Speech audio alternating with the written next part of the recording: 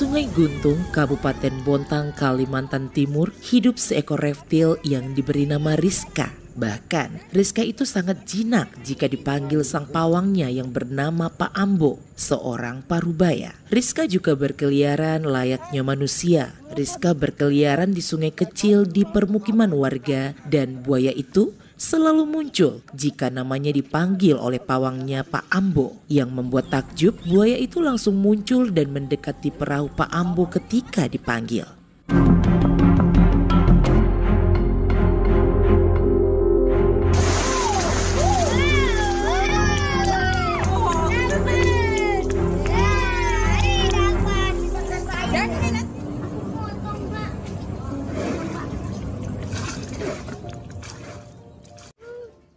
Inilah buaya muara bernama Rizka yang hidup di salah satu sungai di Bontang. Uniknya, meskipun hidup liar, buaya berukuran besar dan terkenal ganas tersebut terlihat begitu jinak. Bahkan sering memunculkan diri ketika namanya dipanggil. Tanpa merasa takut, Pak Ambo pun berbicara dengan buaya itu, sembari memberi makan berupa ayam dan ikan mentah. Sudah 14 tahun buaya muara itu selalu hidup berdampingan dengan Pak Ambo. Dan Pak Ambo sendiri sudah menganggap Rizka seperti anak kandungnya.